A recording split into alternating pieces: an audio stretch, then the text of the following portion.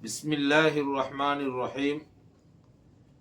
گزشتہ کل میں نے آپ حضرات کے سامنے سود کی قباحت پر اور اس کے نقصانات پر کچھ اشعار بیان کیے تھے۔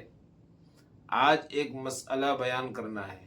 مسئلہ یہ ہے کہ جن مسلمانوں کی کرانے کی دکان ہے اس میں مختلف قسم کی چیزیں بیچی جاتی ہے، خاص طور پر جو سفید چینی اور شکر ہوتی ہے وہ سرخ رنگ کی بھی ہوتی ہے۔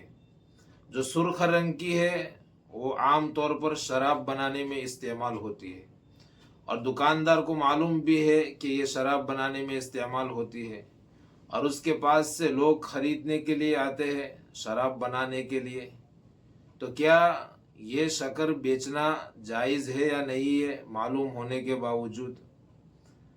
تو اس کا جواب کیا ہے؟ فقہا نے مسئلہ یہ لکھا ہے، جواب یہ دیا ہے اس کا کہ اس طرح بیچنا جائز ہے، اس لیے کہ فی نفس ہی جو شکر ہے لال رنگ کی وہ حلال ہے اور پاکیزہ ہے، وہ جائز کاموں میں بھی استعمال ہوتی ہے۔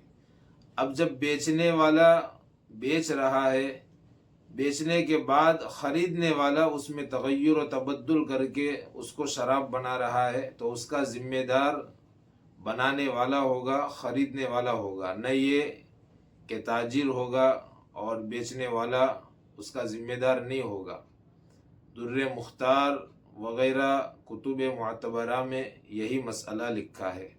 لیکن ہاں اس بات کا خیال رکھے کہ اگر آپ کی دکان پر خریدنے کے لیے کوئی مسلمان آتا ہے، شراب بنانے کے لیے شکر خرید رہا ہے یا اسی طرح شراب بھرنے کے لیے پلاسٹک کی تھیلی خرید رہا ہے، تو یہ معلوم ہونے کے باوجود مسلمان کو بیچنا خلاف اولا، خلاف احتیاط اور خلاف تقوی لکھا ہے فقہا نے۔ فتاوی رحیمیہ، فتاوی شامی میں یہی مسئلہ لکھا ہوا ہے۔ اللہ تعالی ہم سب کو اس مسئلے پر عمل کرنے کی توفیق نصیب فرمائے۔